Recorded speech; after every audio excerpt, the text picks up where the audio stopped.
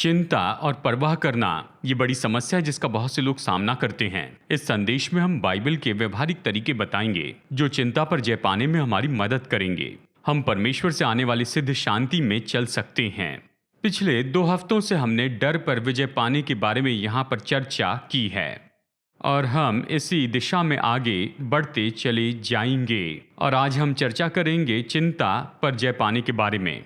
और यहाँ पर सामान्य रूप में मैंने चर्चा की, यानी वचन के अनुसार, बाइबल के अनुसार सच्चाई पर, जो हमारी मदद करेंगे कि हम इस नकारात्मक भावना पर जय पाए। इन चुनौतियों का हम सब मन में सामना करते हैं। मैं कुछ गवाही पढ़ना चाहता हूं जिसके बारे में बहुत से लोगों ने प्रत्युत्तर दी और कहा। वो कहते हैं कि पिछले 2 संदेशों के द्वारा उन्होंने बड़ी प्रेरणा पाई है। ये गवाही है जो ईमेल से आई है। इस भाई ने लिखा और कहा, ये शॉर्ट नोट है। लगभग 10 साल पहले मैं बहुत सी जगह पर हवाई जहाज से जाता था। खैर, कुछ साल पहले बंद जगह का ये जो डर था उसने मुझे जकड़ लिया। ये तो मुझे अपाहिज करने लगा। मैं दिल की धड़कनें चेक करता था और ये कार के जैसे बढ़ती थी यदि मैं किसी बंद जगह पर रहूं तो। और इसने मुझे इतना जकड़ लिया कि मैं हवाई जहाज में नहीं बैठ सकता था, न तो बस में और ना ही ट्रेन में बैठ सका।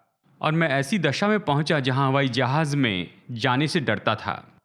हाल ही में मेरे दोस्तों ने निर्णय लिया कि हम ऐसे देश में जाएंगे जहां पर हमारे कॉलेज के मित्र रहते हैं। और तब से तो मैं बहुत डरने लग गया और मैं रात को चैन से सो नहीं पाया, केवल ऐसी परिस्थिति के बारे में सोचने लगा। और मैं रविवार के दिन चर्च में आया, 2 फरवरी के दिन, और मुझे 7 फरवरी के दिन यात्रा करनी थी।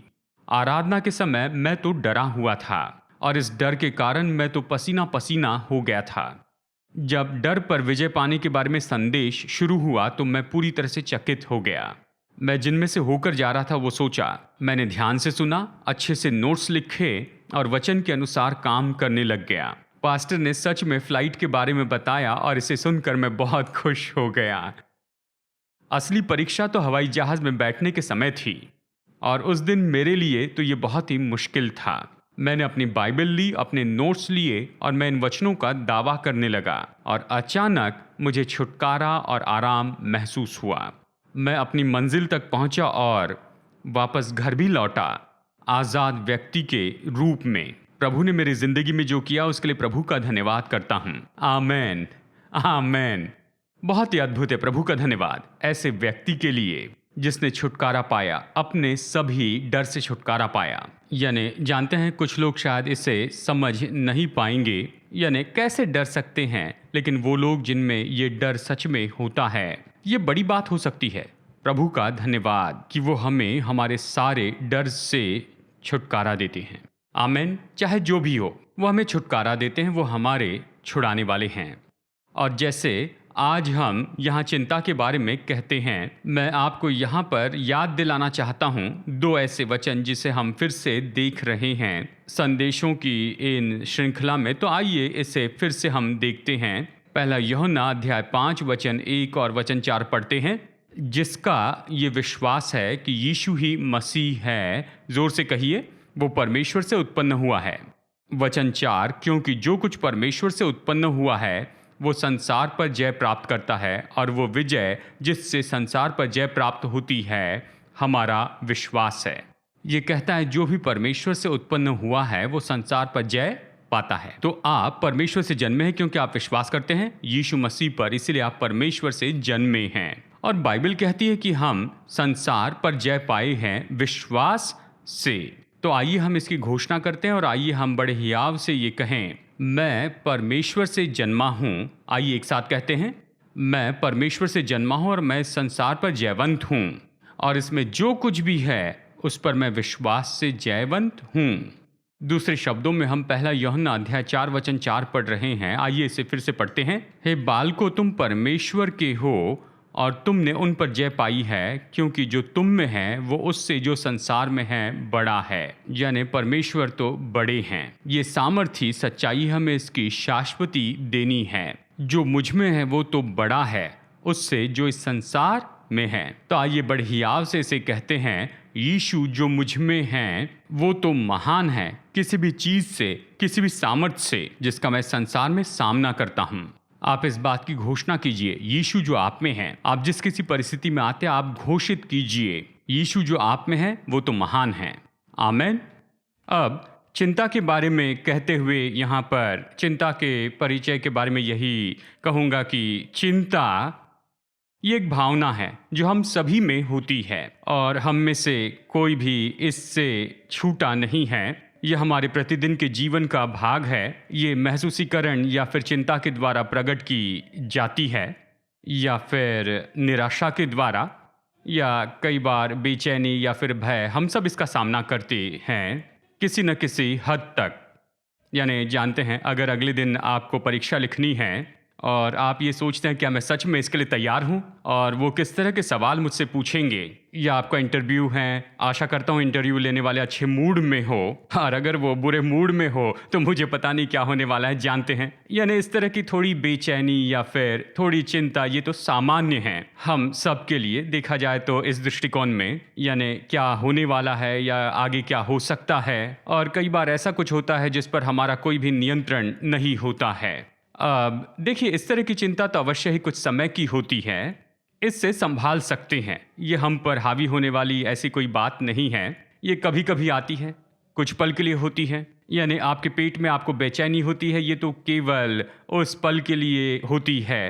यानी अब देखिए, जब ये महसूसीकरण या चिंता की भावना, यानी ये जो चिंता है, जब ये हावी होने लगती है, ये बहुत ज़्यादा प्रभावी होने लगती है, निपट नहीं सकते हैं, या फिर ये काफ़ी समय से है, यानी इसने आपको जकड़ा है, यानी ये तो बिल्कुल परे हैं इस सामान्य कुछ पल के, यानी जिसके बारे में हमने चर्चा की है। तब हम ये कह सकते हैं कि हाँ ठीक है, ये विकार है और ये कोई सामान्य बात नहीं, ये असाधारण बात है। हम इसे चिंता का विकार कहते हैं। ये हम बता सकते हैं कि काफ़ी समय से रहने वाली निराशा या फिर डर या बेचैनी या चिंता है जो प्रतिदिन के जीवन में रुकावट लाती है या ऐसी हो जाती है, हमारे प्रतिदिन के काम में रुकावट होती है। यानी वो तो गंभीर समस्या है। यानी ये तो ऐसा है जो कि हम में से बहुत से लोग हम इससे लड़ चुके हैं या फिर लड़ रहे हैं। यानी हमें यहाँ पर हमारा लक्ष्य यही है कि हमें ढूंढना होगा कि बाइबल इसके बारे में क्या कहती है। देखिए, जहाँ तक कि संख्या हमें बताती है कि 10 मिलियन से ज़्यादा केस हैं, यानी लोग मदद लेने के लिए आगे आ रहे हैं। भारत देश में हर साल 1 करोड़ से भी ज़्यादा लोगों को ये चिंता का विकार है और हमारे जीवन पर ये बहुत से अलग अलग तरीके से प्रभाव डालता है। कई लोग इसे पैनिक अटैक कहते हैं, और ये तो ऐसा होता है जिसके कारण हमारे व्यवहार पर बड़ा प्रभाव पड़ता है। हम बेचैन हो जाते हैं, परेशान होते हैं, नींद नहीं आती, और कई बार इसके कारण तो बहुत ही गंभीर इंसोम्निया होता है और इससे हमारे शरीर पर प्रभाव पड़ता है। जानते हैं, हमें बेचैनी सी होती है, पसीना होने लगता है, धड़कनें बढ़ती हैं, हम कांपने लगते हैं और बहुत ज़्यादा दबाव सा लगता है। ये कंसंट्रेशन पर भी प्रभाव डालता है, काम में मन नहीं लगता है और हमेशा ध्यान भटकते रहता है, मन में अलग विचार आते हैं और ऐसा बहुत कुछ होता है। ये हमें अपाहिज करता है, हमारे जीवन पर गंभीर प्रभाव डालता है और अवश्य ही इसके लिए सहायता उपलब्ध है, यानी सलाह के रूप में और डॉक्टर और मेडिकल सहायता के रूप में ये सहायता तो उपलब्ध है। और लेकिन देखिए, आज हम इस बात के बारे में चर्चा करेंगे कि बाइबल के व्यवहारिक निर्देश जो हमें चिंता पर विजय पाने के लिए मदद करते हैं। और इसके पहले कि हम आगे बढ़े, मैं यहाँ पर एक महत्वपूर्ण नोट बताना चाहता हूँ कि जब हम यहाँ पर बाइबल की सच्चाई के बारे में चर्चा कर रहे हैं, बता रहे हैं, हम प्रोफेशनल मदद लेने के विरुद्ध में नहीं हैं। हम इसे स्पष्ट बताना चाहते हैं। शायद कुछ लोगों को प्रोफेशनल मदद की ज़रूरत है और हम आपको प्रोत्साहित करते हैं कि प्लीज़, कि अगर आपको किसी काउंसलर से मुलाकात करनी है या फिर डॉक्टर से मुलाकात करनी है, आप इसे ज़रूर कीजिए। इसमें कुछ गलत नहीं है। हमने जो आत्मिक रूप में सीखा है उसे जोड़ा है और व्यवहारिक मदद भी रखी है। हमारा लक्ष्य है कि हम इस पर जयवंत हो जाएं। हमारा लक्ष्य है कि इस क्षेत्र में हम तंदुरुस्त जीवन जीते जाएं और प्रोफेशनल मदद लेने में कुछ भी गलत नहीं है। अगर आप निश्चय ही प्रोफेशनल मदद ले रहे हैं तो इस सभा के बाद में ये मत कहिए कि मैंने पास्टर से सब कुछ सुन लिया है, इसलिए अब मैं प्रोफेशनल हेल्प नहीं लूँगा। इस तरह से आप मत कहिए, नहीं, ऐसा मत कीजिए। देखिए, आप यहाँ परमेश्वर के वचन से जो सीख रहे हैं उसे आप ज़रूर लीजिए, आप इसका उपयोग कीजिए और फिर जिनसे भी आप प्रोफेशनल रूप में मदद करते हैं वो आपसे कहें कि सुनिए, आप ठीक हो गए हैं, आप मत आइए। ठीक है ना? इसके बजाय कि आप निर्णय लें कि आप नहीं जाएंगे, वो आप में बदलाव देखें और वो आपको बताए कि अभी आपको उपचार करवाने की जरूरत नहीं। आमेन। और इसलिए परमेश्वर के वचन से आज हम जो सीख रहे हैं उसे लीजिए, इसे जीवन में उपयोग कीजिए और इसके फल आपके जीवन में दिखने पाएं। परमेश्वर का वचन फलवंत होगा। आमेन। आइए कहें, परमेश्वर का वचन फलवंत होगा।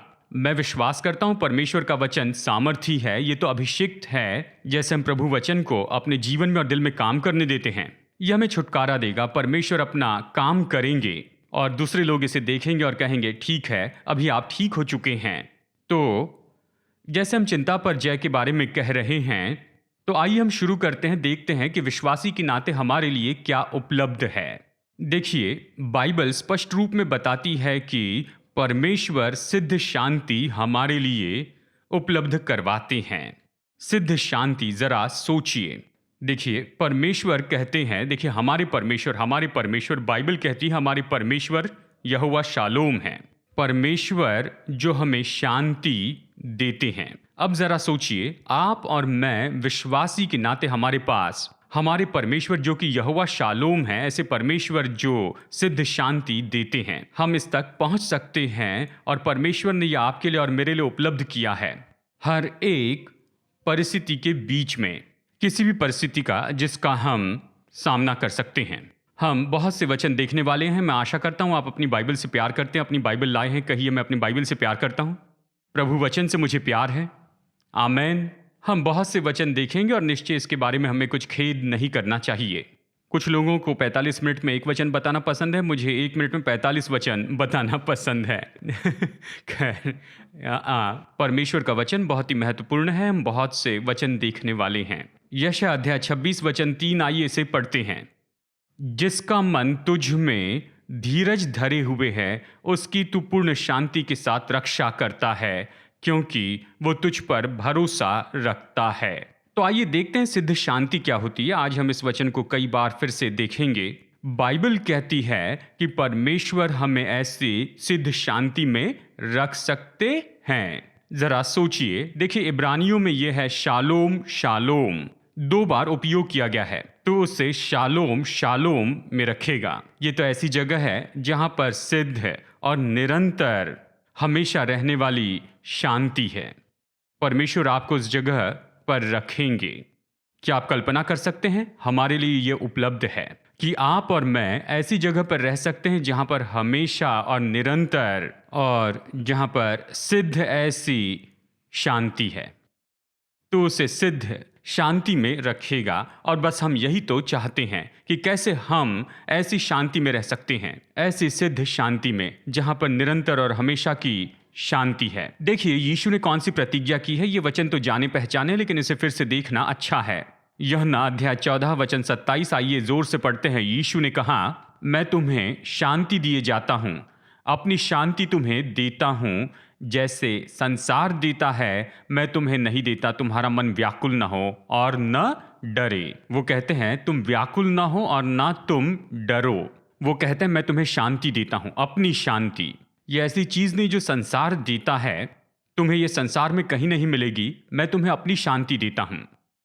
ठीक है, फिर उसने कहा लेकिन तुम्हारी जिम्मेदारी है, तुम्हारा मन व्याकुल न हो और तुम न डरो। यानी एम्प्लीफाइड बाइबल इस तरह से कहती है, अपने आप को व्याकुल या फिर परेशान होने न देना, और तुम अपने आप को भयभीत होने नहीं देना। और ना ही तुम भयभीत होना, ना परेशान होना, ना अस्थिर होना। यह आपकी भूमिका, मेरी भूमिका, हमें इसे पूरा करना है।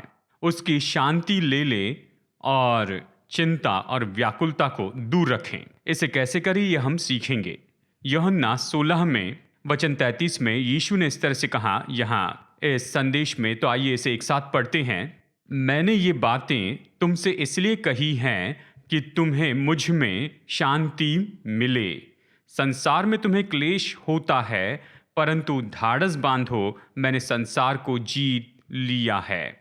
उसने कहा देखो, संसार में तुम्हें क्लेश तो होगा ही, कई बार तुम्हें क्लेश तो होगा, यानी ये तूफान आएंगे और ये सब कुछ तो होगा, लेकिन मुझ में तुम सिद्ध शांति पाओगे।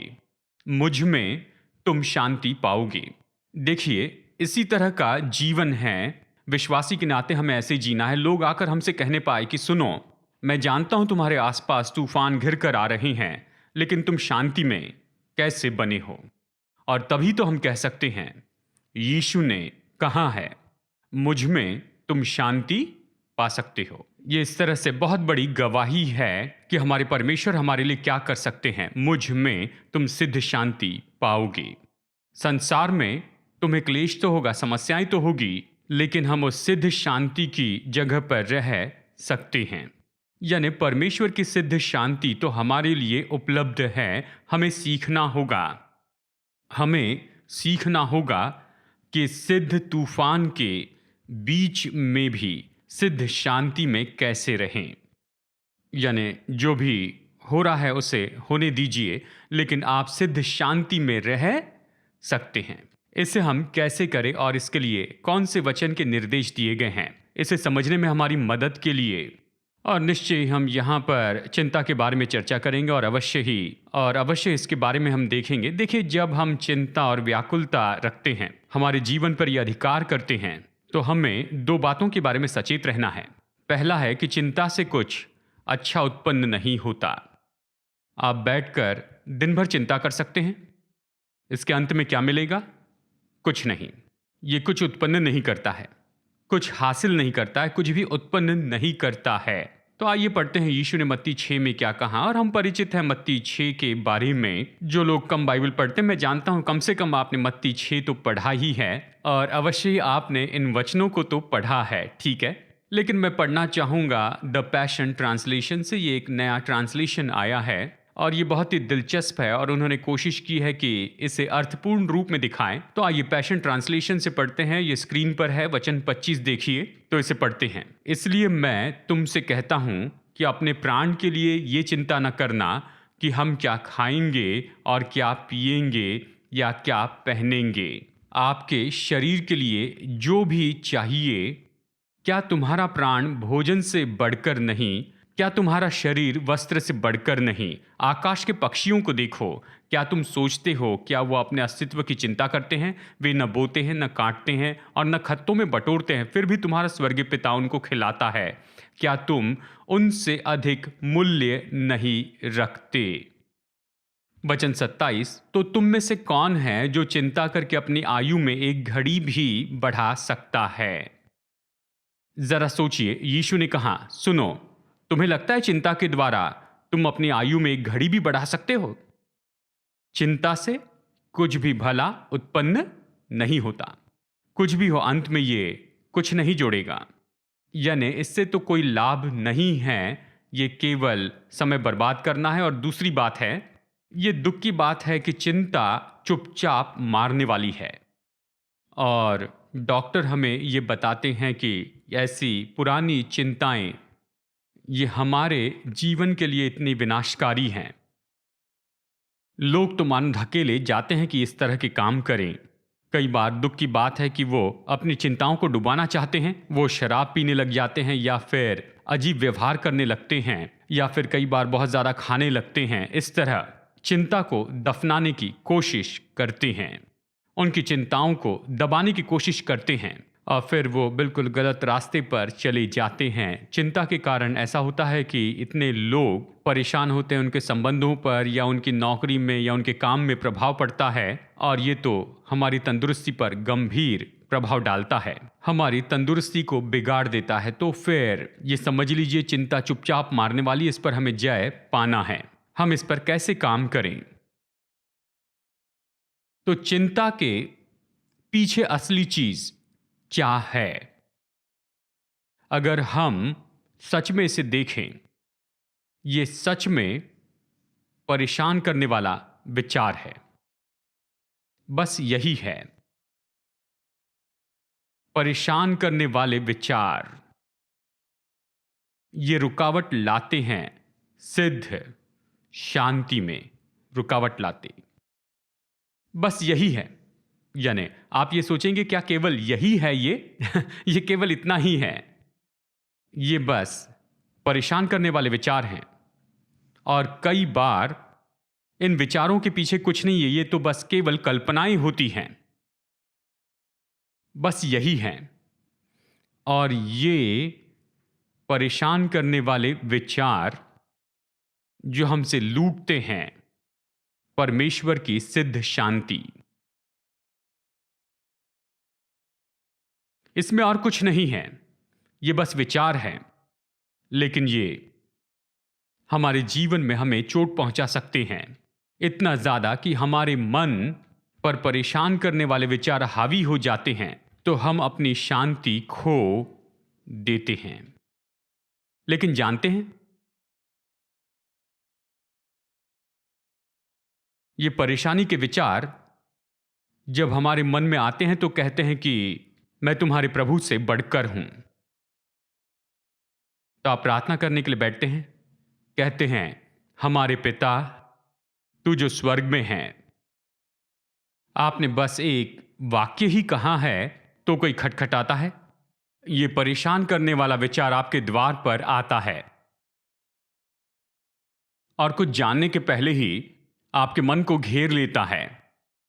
आप तू जो स्वर्ग में है इससे आगे ही नहीं बढ़े।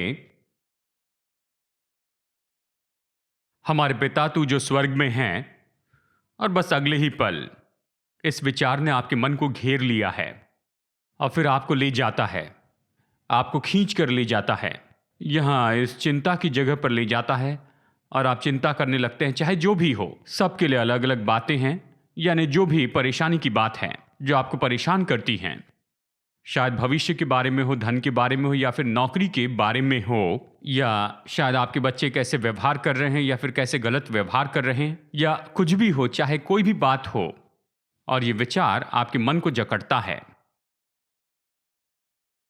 और फिर समय बीतता है, 5 मिनट, 10 मिनट, 15 मिनट। आपने परमेश्वर को 5 सेकंड दिए, मेरे पिता तू जो स्वर्ग में है, लेकिन अगले 15 मिनट इस परेशान करने वाले विचार ने आपका समय ले लिया है और आपका मन ले लिया है। यह विचार क्या कहता है? यह विचार कहता है मैं तुम्हारे परमेश्वर से बढ़कर हूं। यह विचार कहता है मैं तुम्हारे परमेश्वर से ज्यादा सामर्थी हूं, कैसे हिम्मत करेंगे? आमेन।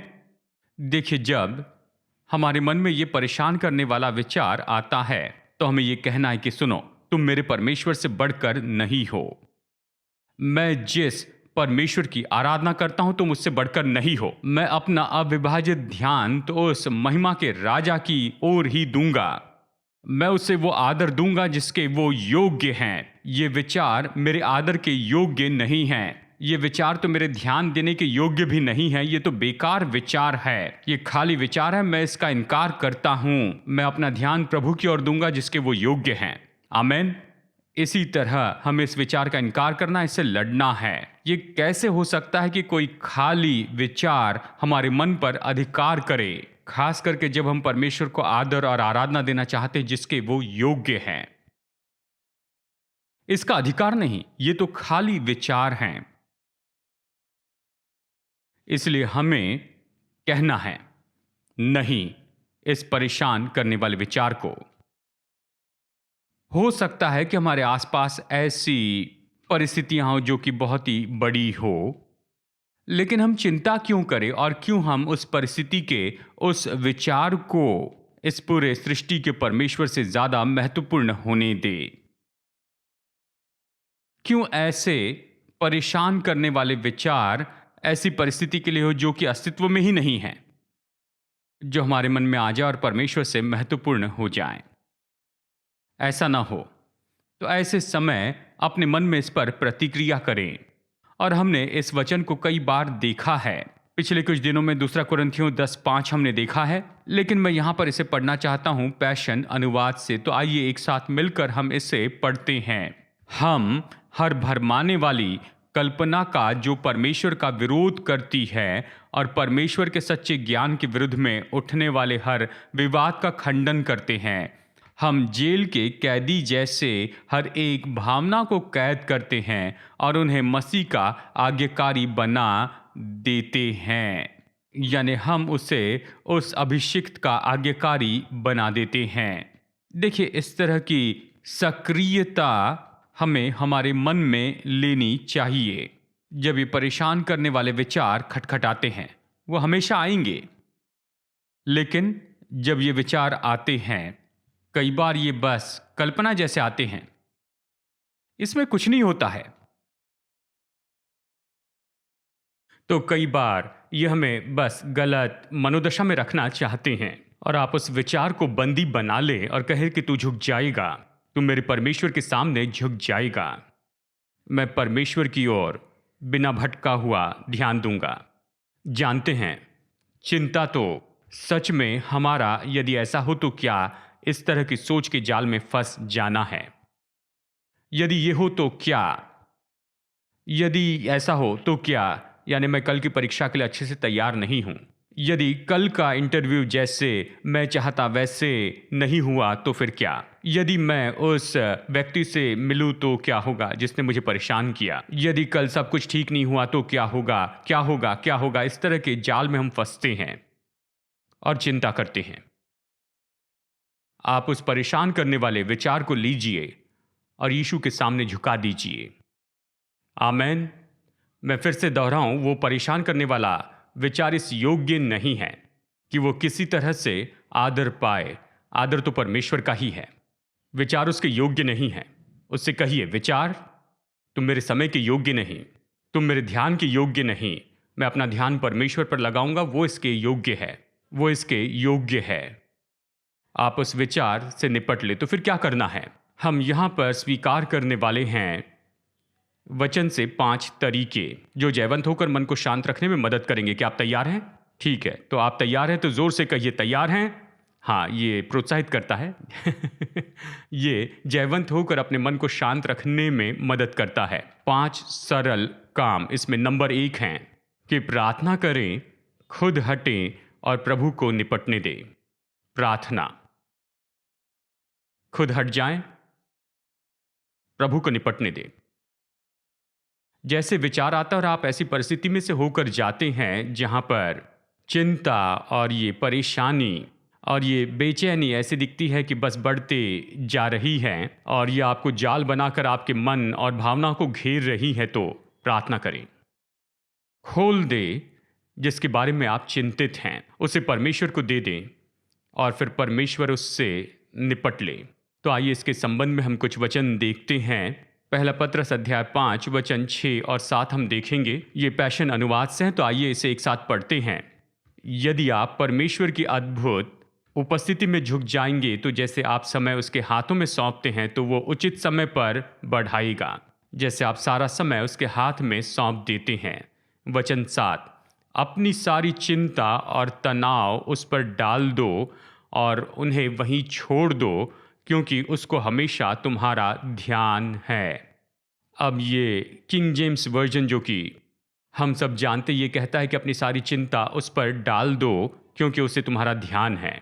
यहाँ पर आप पढ़ते हैं कि अपनी सारी चिंता और अपने सारे तनाव को उंडेल दे, प्रभु पर डाल दे, और ये कहता है उन्हें वहीं पर छोड़ दे, उन्हें वहीं पर छोड़ दे, क्योंकि वो परवाह करता है, बड़े प्रेम से आपकी परवाह करता है। आमेन। तो पहली बात है, परमेश्वर ये मुझे परेशान कर रहा है। बस कहिए, परमेश्वर मैं तो चिंता में हूँ, ये सब कुछ मेरे मन में चल रहा है, बस अपना हृदय उंडेल दीजिए, उसके पास ले जाए, उसे परमेश्वर पर डाल दे। जिस पल वो आपके मन में आता है तो बस टिंग उसे उस पर डाल दे। उस पर डाल दे, प्रभु ये यहाँ है, उसे उंडेल दे। प्रार्थना कीजिए, स्वर्ग में भेजिए, उसे वहीं छोड़ दे। प्रभु मैं इसे यहाँ छोड़ता हूँ। और कई बार तो हम बस कहते हैं और फिर कहते हैं ठीक है प्रभु आप कुछ नहीं करेंगे, आप इससे निपट नहीं सकते तो मैं खुद इसे निपटता हूँ, और उसे लेकर चलते। ऐसा मत कीजिए, वहीं छोड़ दीजिए, उसके चरणों में छोड़ दीजिए, ठीक है। और कई बार दूसरे लोगों की क्रियाएं जो आपको परेशान करती हैं और हम में ये गलत समझा हुआ विचार है कि अगर हम उनके लिए चिंता करेंगे तो उनकी क्रियाएं बदल जाएंगी, और ऐसा नहीं होता। आपको लगता है उस व्यक्ति के बारे में चिंता करने से उस व्यक्ति की क्रियाएं और निर्णय बदल जाएंगे? बिल्कुल नहीं, ऐसा नहीं होगा। लेकिन उनकी क्रियाएं उनके चुनाव, उनके निर्णय आप पर प्रभाव डाल रहे हैं, आपकी शांति बर्बाद कर रहे हैं, आपको परेशान कर रहे हैं, तो क्या करें? भजन 37 वचन 7 और 8 पैशन अनुवाद से। तो आइए इसे एक साथ पढ़ते हैं। परमेश्वर के सामने अपने हृदय को शांत कर और प्रार्थना कर, और जैसे तुम चाहते हो कि परमेश्वर तुम्हारे लिए काम करे, अपनी आशा जीवित रख, और एक पल के लिए भी न सोचना कि संपन्नता में पड़ा दुष्ट तुमसे अच्छा है। वचन 8 क्रोध और बदले से दूर रहना, कूड़ने को खुद से दूर रख, क्योंकि उससे केवल झूठ ही आता है। ये कहता है उसकी उपस्थिति में शांत रहे, उसे काम करने दे। क्रोध के बारे में मत सोचिए और ना बदला कि उनसे निपट ले, ये आपका काम नहीं है, भूल जाइए। क्या आप समझ रहे हैं? प्रभु से कहिए, प्रभु जी, उनकी क्रियाएं, उनके निर्णय तो मुझे परेशान कर रहे हैं। मैं आपकी उपस्थिति में शांत रहूंगा और मैं इसे आप पर छोड़ूंगा और इंतजार करूंगा कि आपके द्वारा ये मुझ पर आए, क्योंकि कोई तरीका नहीं कि मैं उनके चुनाव या उनके निर्णय पर असर डालूं। राह देखिए कि प्रभु आपके लिए काम करें। और कई बार ये ऐसी बात होती है जिसे हम नहीं समझ सकते हैं, ये तो बहुत ही परे होती है, ये हमारे समझ से बिल्कुल दूर होती है, फिर भी हम कोशिश करते हैं, यानी कहे तो अपना सिर फोड़ते हैं। हम कोशिश करते हैं कि उस परिस्थिति को अपने हाथ में रखें, उससे निपटे। कई बार आपको इच्छा रखनी है कि इससे दूर हो जाएं, और बस कहिए, प्रभु जी, ये तो बस मुझसे बहुत ही दूर है, मैं इसे जाने देता हूं, दूर हो जाएं। भजन संहिता 131 वचन 1 और 2 में दाऊद ये कहता है, आइए इसे पढ़ते। वो कहता है, हे यहोवा, न तो मेरा मन गर्व से और न मेरी दृष्टि घमंड से भरी है, और जो बातें बड़ी और मेरे लिए कठिन हैं उनसे मैं काम नहीं रखता। यानी जो मेरे लिए कठिन है उनसे मैं काम नहीं रखता। वचन 2, निश्चय मैंने अपने मन को शांत और चुप कर दिया है। जैसा दूध छुड़ाया हुआ लड़का अपनी माँ की गोद में रहता है, वैसे दूध छुड़ाए हुए लड़के के समान मेरा मन भी रहता है। वो क्या कहता है? कहता है, प्रभु, ये सब कुछ तो मेरे लिए बहुत बड़ा है, मैं इसे समझने की कोशिश भी नहीं करूँगा। इसके बजाय मैं तो अपने आप को आपके सामने चुप रखूँगा। क्या आप समझ रहे हैं? आप देखिए, कई बार ऐसे कहते हैं, प्रभु ये तो मुझसे बहुत ही परे है, मैं इसे समझ भी नहीं सकता हूँ। ये तो ऐसी बात है जिसे अपने मन से मैं समझ नहीं सकता, मैं इसे जान नहीं सकता। लेकिन आपकी उपस्थिति में मैं चुपचाप रहता हूँ, आपके हाथों में बच्चे के जैसे रहता हूँ। आमेन।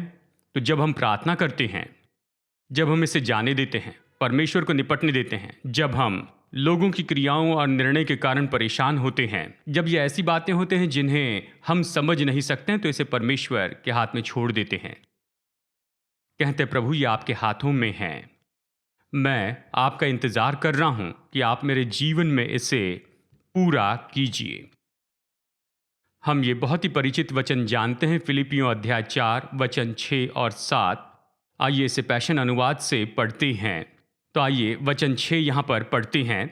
दूसरी दिशा में खींचे न जाओ या किसी बात की चिंता मत करो, हर दिन प्रार्थना के द्वारा बने रहो, अपने विश्वास से भरे निवेदन परमेश्वर के सामने चढ़ाओ, उमड़ती हुई सराहना के साथ उससे अपने जीवन का हर विवरण बता दे। वचन 7, तब परमेश्वर की अद्भुत शांति जो मनुष्य की समझ से परे है, वो प्रभु यीशु मसीह के द्वारा तुम्हें उत्तर बता देगी। यह हमारा पहला कदम है। चिंता करके अलग अलग दिशाओं में भागने के बजाय आप क्या करते हैं? प्रभु के पास जाते हैं, और फिर आप पूरे दिन भर इन सारी चीज़ों को प्रभु के हाथ में छोड़ देते हैं प्रार्थना के द्वारा। विश्वास से भरी प्रार्थनाएं, और आप अपनी विनती प्रभु के सामने रखते हैं और सराहना से भर जाते हैं। प्रभु धन्यवाद, आप विश्वास योग्य हैं। प्रभु धन्यवाद, आप इस मामले से निपट लेंगे। प्रभु धन्यवाद कि आपकी प्रतिज्ञाएं कभी असफल नहीं होती हैं। प्रभु धन्यवाद कि अब तक आप विश्वास योग्य रहें और आगे भी विश्वास योग्य रहेंगे। धन्यवाद करते हैं प्रभु, आप इस परिस्थिति से ज़्यादा सामर्थी हैं। धन्यवाद के साथ कि आप समझ रहे हैं, वो जो है उसके लिए उसे धन्यवाद देते हैं, उसने जो किया उसके लिए धन्यवाद देते हैं और प्रभु के लिए सराहना से भर जाते हैं। हर एक विवरण बताइए जो आपको परेशान करते हैं, उसे बता दीजिए और उसे छोड़ दीजिए। फिर ये कहता है उसकी शांति जो हमारी समझ से परे हैं, जो मनुष्य की समझ से पूरी तरह से परे हैं, वो आपको आपके मन और हृदय को भर देगी। अद्भुत शांति आपको भर देगी। दूसरा कदम, दूसरी बात, दूसरा सिद्धांत या दूसरा काम जो हम यहाँ पर करते हैं कि परमेश्वर की प्रतिज्ञाओं पर गौर कीजिए। प्रार्थना कीजिए, उसे छोड़ दीजिए, प्रभु पर छोड़ दीजिए। दूसरी बात कि आप गौर कीजिए, आप ध्यान दीजिए परमेश्वर पर और उसकी प्रतिज्ञाओं पर। तो परेशान करने वाला विचार जब आपके मन में आता है तो कहिए, नहीं, मैं इस पर विचार नहीं करूंगा, मैं इस बात पर गौर नहीं करूंगा, मैं परिस्थिति पर गौर नहीं करूंगा, लोगों पर गौर नहीं करूंगा, मैं अपना मन इन सारी बातों पर नहीं लगाऊंगा जिन्हें मैं नहीं समझ सकता हूं। इसे भूल जाइए। मैं अपना ध्यान लगाऊंगा परमेश्वर पर और उसकी प्रतिज्ञाओं पर। तो जब आपका मन उस विचार से खींचा जाता है, नहीं, फिर प्रभु पर आए। मन समस्या पर खींचा जाता है, नहीं, प्रभु पर फिर से आइए। अपना ध्यान प्रभु पर लगाइए, उसकी प्रतिज्ञाओं पर। जितने भी बार ये विचार आता है कि आपको नीचे खींच ले, उतनी बार आप उसे फिर से परमेश्वर पर रखिए, परमेश्वर पर और उसकी प्रतिज्ञाओं पर। फिलिपियो 4 वचन 6 और 7 जो हमने यहां पर पढ़ा है, वचन 8 में वो ये कहता है, तो आइए इसे पढ़ते हैं।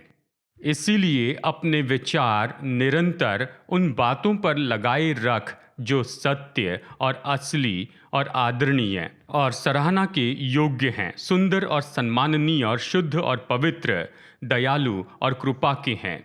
और अपने विचारों को परमेश्वर के महिमामय कामों पर लगाओ और हमेशा उसकी स्तुति करो।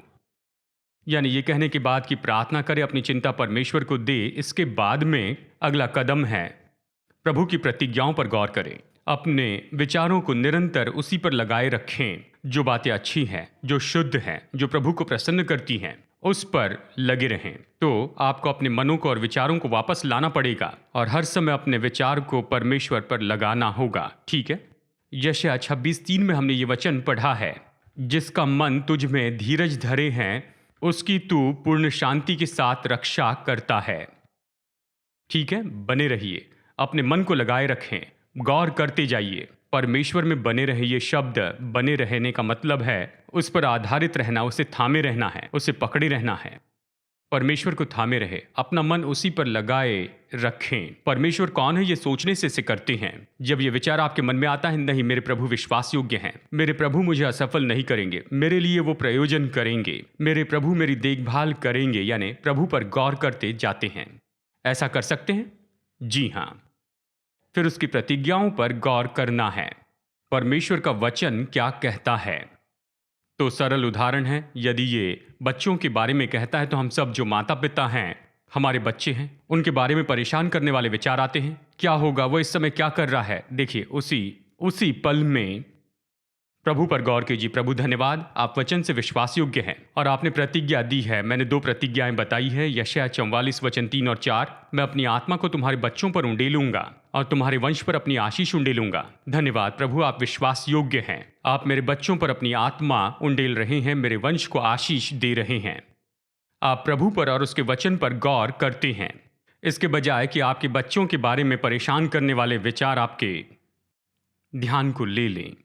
आप समझ रहे हैं? या यशायाह 54:13।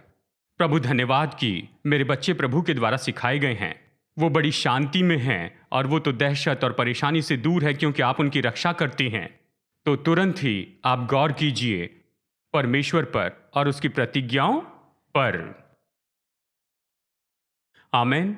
तो जब विचार आता है तो गौर कीजिए परमेश्वर पर और उसके वचन पर। ठीक है, चलिए हम यहाँ पर आगे बढ़ते हैं। इसी कारण से यीशु ने कहा कि तुम चिंता न करना। 2 बातों के कारण हमारे स्वर्गीय पिता हमारी परवाह करते हैं और उसने कहा हमें उसके राज्य की खोज करने पर ध्यान लगाना है। उस पर गौर कीजिए, मत्ती 6:31 से 33 तक। तो अपनी चिंताओं को भूल जाओ तुम कहते हो हम क्या खाएंगे या हम क्या पिएंगे या हम क्या पहनेंगे। अविश्वासी इन्हीं चीज़ों के पीछे भागते हैं। क्या तुम्हारे स्वर्गीय पिता को पता नहीं कि तुम्हारे शरीर को किन चीज़ों की ज़रूरत है? पिता के बारे में सोचिए, वो आपकी परवाह करते हैं तो आप उसमें विश्राम करते हैं। फिर वचन 33 में कहता है, इसलिए सबसे बढ़कर परमेश्वर के राज्य और उसकी धार्मिकता के पीछे चलते जाएं, यानी वो धार्मिकता जो उससे निकलती है, तब ये सारी कम महत्वपूर्ण चीज़ें तुम्हें बहुतायत से दे दी जाएगी। नंबर 3, हमें क्या करना है? उसका वचन जोर से घोषित करें। तो पहला क्या था? प्रार्थना करें, दूर हो जाएं, प्रभु को दे दें। नंबर 2, गौर कीजिए परमेश्वर पर और उसकी प्रतिज्ञाओं पर। नंबर 3, जोर से उसके वचन की घोषणा करें। देखिए, बाइबल में मनन शब्द उपयोग किया गया है, खासकर पुराने नियम में। देखिए, इब्रानी में जो शब्द आया है मनन करने के लिए यानी हागा, ये केवल चुपचाप सोच विचार नहीं है। इससे बुदबुदाते रहना ये उसका एक भाग है। हगा इस शब्द का मतलब है इसे बोलना या धीरे से कहते जाना, यानी धीरे धीरे इसे कहते जाना। यानी जब बाइबल कुछ इस तरह से कहती है कि मेरे वचन पर मनन करना दिन और रात, तो इसका अर्थ है धीरे धीरे खुद इसे बोलते चले जाएं, निरंतर। या मेरे मुंह के शब्द और मेरे हृदय का जो मनन है तेरी दृष्टि में ग्रहण योग्य हो। देखिए, धीरे धीरे उसके वचन को निरंतर बोलते जाएं, ये मनन करना है। यानी जब प्रभु कहते मेरे वचन पर मनन कर, यानी मेरे वचन को धीरे धीरे बोलते जा। इसे बोलिए, खुद से कहते जाइए। आप खुद सुन सके इतना ही काफी है, चिल्लाने की जरूरत नहीं है। यह आपके लिए है। आप मनन कर रहे हैं तो धीरे धीरे वचन बोलते जाइए, जोर से बोलिए, इतना कि आप खुद सुन सकें। तो आप इसका अभ्यास करते चले जाएं, उसका वचन बोलिए। अगर ये बच्चों के बारे में है तो इसे आप बार बार दोहराते चले जाइए। परमेश्वर अपनी आत्मा मेरे बच्चों पर उंडेलते हैं, उसकी आशीष मेरे वंश पर है। मेरे बच्चे प्रभु के सिखाए हुए हैं। मेरे संतान इस पृथ्वी पर पराक्रमी हैं। मेरे बच्चे और मैं तो देशों के बीच में परमेश्वर के अद्भुत चिन्ह और चमत्कार हैं। यानी मेरे बच्चे परमेश्वर की ओर से प्रतिफल हैं। ये विरासत परमेश्वर ने मुझे दी है। मेरे बच्चे तो भक्तिपूर्ण वंश हैं। तो आप क्या कर रहे हैं? ये वचन बोल रहे हैं, क्योंकि ये परेशान करने वाला विचार ये बहुत ही शांत होता है, लेकिन ये बम के जैसे फटता है आपके दिमाग में। इसे कोई नहीं सुन सकता है, लेकिन ये कई बार आपके भीतर आपको बहरा कर देता है। परेशान करने वाला विचार, तो आपको उससे भी जोरदार कुछ सुनना होगा। आपने कहे हुए वचन सुनते जाइए। क्या आप समझ रहे हैं? वचन बोलिए, ये उसे शांत करेगा, उस आवाज को जो आपके सिर में उठती है उस विचार के कारण। तो वचन बोलिए, खुद से बोलिए, जो भी क्षेत्र हैं। आखिरी 2 पॉइंट देखकर खत्म करेंगे। नंबर 4, चिंता पर हम कैसे जय पा सकते हैं। यीशु ने हमें सिखाया कि एक समय एक दिन बिताएं। मत्ती अध्याय 6 वचन 34 पढ़ते हैं। पैशन अनुवाद से आइए से पढ़ते हैं, कल की चिंता करने से इनकार करो, लेकिन तुम्हारे मार्ग में आने वाली हर चुनौती को प्रतिदिन एक एक करके निपटें। कल अपनी परवाह आप कर लेगा। कल की समस्या आज निपटने की कोशिश मत कीजिए। कल की दौड़ आज मत दौड़िए। कल की दौड़ केवल आप कल ही दौड़ पाएंगे। आज की दौड़ दौड़िए, आज की समस्या से निपटें। इसका यह मतलब नहीं कि आपको योजना नहीं बनानी है या भविष्य के सपने न रखें। देखिए, ये तो बिल्कुल अलग बात है। चिंता और योजना में बड़ा फर्क है। चिंता में आपका सीपीयू सामान्य से 1000 गुना रफ्तार में है, ओवर टाइम काम करता है और परिणाम कुछ नहीं। योजना में आप नॉर्मल प्रोसेसर स्पीड में हैं और आप कुछ उत्पादन भी कर रहे हैं, कुछ बना रहे हैं। चिंता से कुछ उत्पन्न नहीं होता।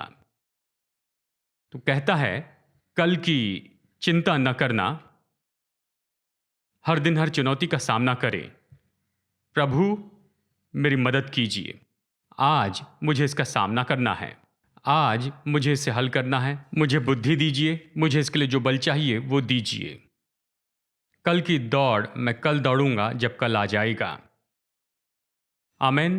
तो हमारा ये रवैया हो, हम योजना बनाते हैं, हमारे सपने हैं और ये सब कुछ ठीक है, लेकिन जब आप चुनौती के रूप में इससे जुड़ते हैं तो एक समय एक दिन के रूप में ले।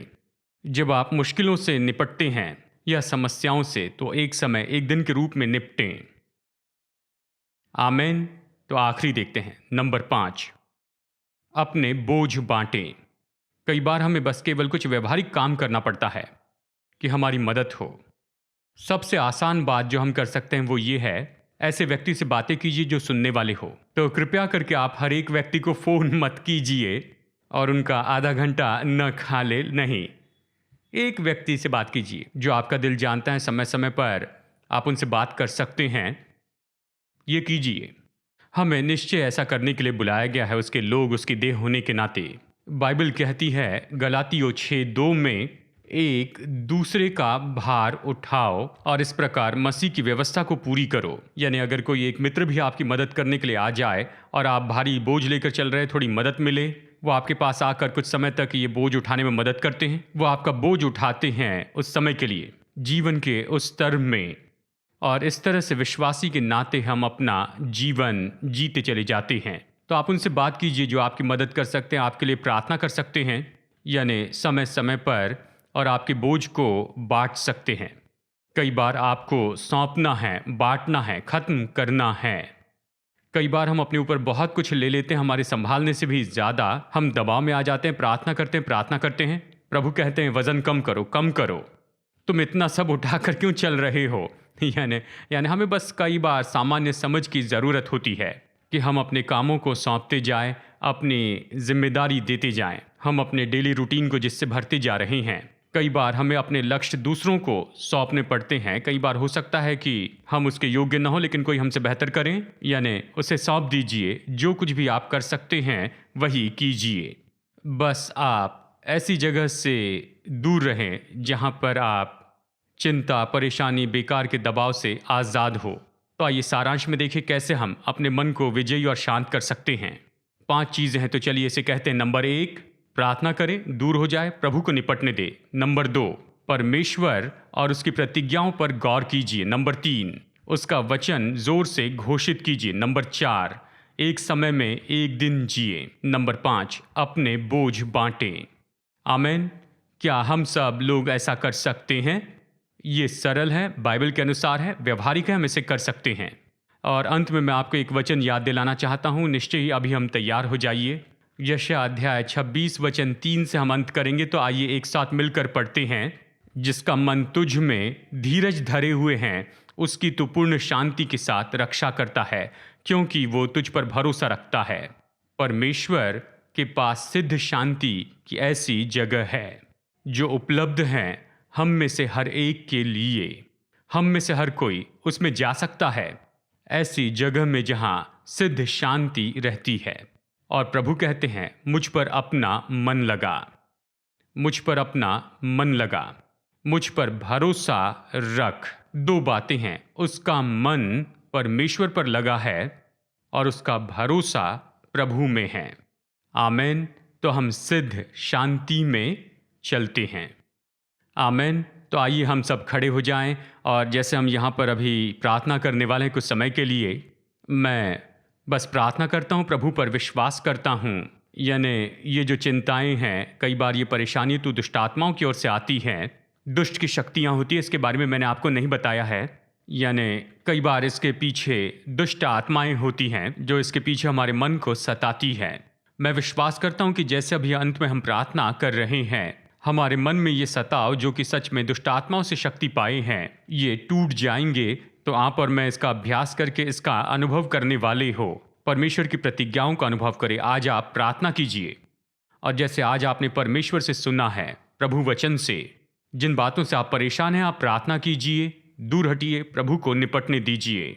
और अभी जैसे हम यहाँ पर प्रार्थना कर रहे हैं, आप इन सारी बातों को जाने दीजिए और प्रभु को निपटने दीजिए। जिन बातों से परेशान है, प्रभु को बताइए। कहिए, प्रभु जी, मैं उंडेल रहा हूँ मेरी चिंताओं को और परेशानियों को, और मैं इन्हें आपके सामने छोड़ देता हूँ, क्योंकि मैं जानता हूँ आप बड़ी करुणा से अपने लोगों की परवाह करते हैं। मैं ऐसा ही करूँगा। मैं सिद्ध शांति की इस जगह पर प्रवेश करना चाहता हूँ। मैं अपना मन आप पर लगाता हूँ और मैं आप पर भरोसा करता हूँ। अभी आप प्रार्थना कीजिए, ये आपके और परमेश्वर के बीच हो और उसकी सिद्ध शांति आपके हृदय और आपके मन को भर दे। धन्यवाद प्रभु, धन्यवाद। मैं सभी के लिए प्रार्थना करता हूँ। आज के इस दिन हम प्रार्थना करते हैं कि पवित्र आत्मा की सामर्थ हमारी जिंदगी को छू ले और आज के दिन, यानी अगर आप यहाँ पर आए हैं और आप अपने आप को इस तरह से देखते हैं कि आपको इस तरह की चिंता का विकार है, ये पुरानी समस्या है, ये तो चिंता है, परेशानी है, बेताबी है, ये डर आपके जीवन पर हावी हो रहा है, इसने आपको जकड़ा है, बड़े समय से आप कश्मकश में हैं, तो ये नहीं होना चाहिए। जैसे अब मैं प्रार्थना करता हूँ, आप यीशु की ओर देखिए। वो हमारे चंगाई दाता हैं, हमारे छुड़ाने वाले हैं और उसकी आत्मा की सामर्थ के द्वारा बाइबल कहती है हर एक जुआ तोड़ दिया जाएगा और हर बोझ हटा दिया जाएगा।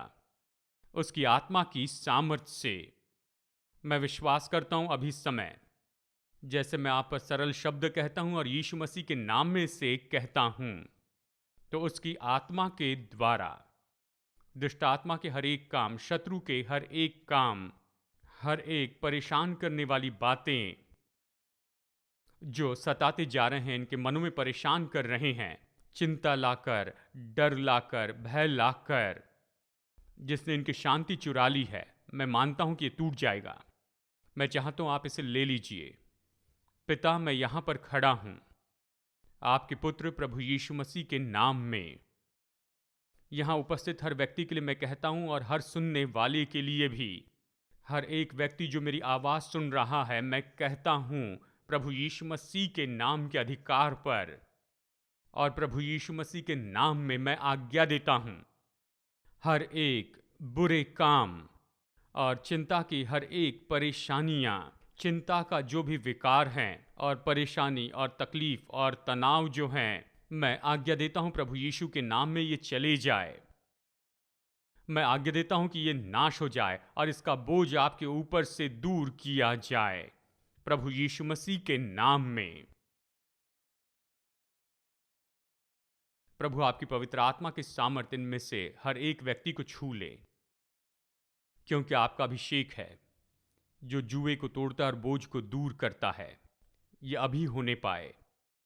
हम धन्यवाद देते हैं, हम धन्यवाद देते हैं छुटकारे के लिए, धन्यवाद देते हैं सिद्ध आज़ादी और स्वतंत्रता के लिए।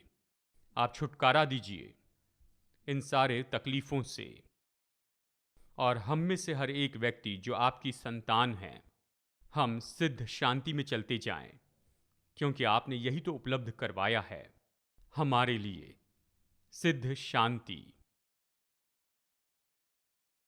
धन्यवाद देते हैं प्रभु जी, धन्यवाद, धन्यवाद। सिद्ध शांति, वो शांति जो यीशु हमें देते हैं, वो शांति जो संसार नहीं दे सकता है, वो शांति जो कि उसमें है, हम उसमें चलते हैं। धन्यवाद देते हैं पिता। मेरे साथ में कहिए, मैं सिद्ध शांति ले लेता हूं, मैं सिद्ध शांति में चलता हूं जो यीशु ने मुझे दी है। धन्यवाद प्रभु, धन्यवाद, हालेलुया। तो आज की सभा खत्म होने के पहले यदि यहां पर कोई है जिसने यीशु मसीह को अपने जीवन में कभी स्वीकार नहीं किया है, आपने नया जन्म नहीं पाया है, आप नहीं जानते कि अपने पापों की क्षमा कैसे पाए, तो हमारे पास आपके लिए बड़ी खबर है। बाइबल हमें बताती है कि यीशु मसीह हमारे पापों के लिए क्रूस पर मर गए ताकि हमें क्षमा मिल सके। वो गाढ़े गए और तीसरे दिन फिर से जी उठे और आज भी जीवित हैं। बाइबल ये कहती है कि जो भी उस पर विश्वास करता है वो अपने पापों की क्षमा प्राप्त करता है और वो उन्हें परमेश्वर की संतान, उसके पुत्र और पुत्रियां बनाते हैं। ये वो न्योता है जो परमेश्वर हम सबको देते हैं। शायद आपने नया जन्म कभी नहीं पाया, जिंदगी भर क्रिश्चियन बने रहें, मसीह परिवार में जन्मे होगे, मसीह नाम हो, लेकिन आपने यीशु को कभी स्वीकार नहीं किया है। यदि नया जन्म नहीं पाया तो मैं आपकी मदद करना चाहता हूं कि आप यीशु मसीह को स्वीकार करें। मैं एक सरल प्रार्थना में अगुवाई करूंगा। अगर आपने कभी प्रार्थना नहीं की तो मेरे साथ में ये संदेश खत्म होने के पहले प्रार्थना कीजिए। अगर पहले कभी ये प्रार्थना नहीं की तो अभी इसे कीजिए। कहिए, प्रभु यीशु मसीह, मैं एक पापी हूं। मैं विश्वास करता हूं आप मेरे पापों के लिए मरे, क्रूस पर मरे और आप फिर से जी उठे और आज भी आप जीवित हैं। मेरे जीवन में आइए, मेरे पापों को क्षमा कीजिए और आपके पीछे चलने में मदद कीजिए पूरे जीवन भर। यीशु के नाम में ये प्रार्थना करता हूं, आमेन। अगर आपने मेरे साथ पहली बार ये प्रार्थना की है तो आप अपना हाथ उठाइए। अगर आपने ये प्रार्थना की तो मैं देखना चाहता हूं। पहली बार प्रार्थना की है तो अपने हाथ उठाइए। हम आपके साथ में उत्सव मनाना चाहते हैं। कोई है जिसने मेरे साथ में ये पहली बार प्रार्थना की है तो आप जहां भी अपना हाथ उठाइए, हम आपके साथ उत्सव मनाना चाहते हैं। आपके लिए प्रभु को धन्यवाद देते हैं। एक हाथ यहां पर है, प्रभु आपको आशीष दे, आशीष दे। और कोई है जिसने ये प्रार्थना की है? हमारे ग्रीटर्स आएंगे और आपको एक बैग देंगे। ये आपके लिए हमारा उपहार है। इस बैग में एक कार्ड है, डिसीजन कार्ड। आप अपना नाम और नंबर लिख लीजिए और हमें लौटा दीजिए। सैमुअल हमारी चर्च ऑफिस से आपको फ़ोन करेंगे। क्या और कोई है यहाँ पर संदेश खत्म करने के पहले? ठीक है, अभी हम यहाँ पर सभा खत्म करेंगे और जैसे इसके बाद जो यहाँ पर पहली बार आए हैं, हमारे ग्रीटर्स आपको अपने साथ लेकर जाएंगे हमारे वेलकम लाउंज में, जो कि यहाँ हमारे फूड कोर्ट में है, बेसमेंट में है। वो आपको ले जाएंगे यहाँ सामने से या लॉबी से। आप वहाँ पर जा सकते हैं, या फिर आप अपने मित्र को यहाँ पर पहली बार लाए हैं तो आपका भी स्वागत है। आप अपने मित्र को फूड कोर्ट में यहाँ पर नीचे वेलकम लाउंज में लाइए ताकि हम उनसे मुलाकात कर सके। तो आइए प्रार्थना करते हैं और साथ ही हमारी मिनिस्ट्री टीम अगर तैयार हैं, आप कृपया यहाँ पर सामने आइए। हमारे लाइव ग्रुप लीडर, आप यहाँ पर सामने आइए ताकि ज़रूरतमंद लोगों के लिए आप प्रार्थना कर सकें। सभा के बाद में कृपया आप यहाँ पर रहिए। सभा खत्म करते हैं। पिता, आपका अनुग्रह कहता हूँ, हमारे प्रभु यीशु मसीह का अनुग्रह, हमारे स्वर्गीय पिता परमेश्वर का प्रेम और उसकी पवित्र आत्मा की मधुर उपस्थिति हमारे साथ रहे, हम में वास करे और निरंतर हम में बने रहें हमेशा के लिए, यीशु के नाम में, आमेन, आमेन। संदेश सुनने के लिए धन्यवाद। हम विश्वास करते हैं कि यह संदेश आपके लिए आशीष रहा। अधिक मुफ्त के स्रोत पाने के लिए, जिनमें संदेश, sermon notes, TV programs, publications के लिए लॉग कीजिए apcwo.org पर। बेंगलुरु के एपीसी बाइबल कॉलेज की जानकारी पाने के लिए कृपया विजिट करें apcwo.org/बाइबल कॉलेज पर। याद रखिए, all peoples church Bangalore app को डाउनलोड कीजिए ऐप या गूगल प्ले स्टोर से।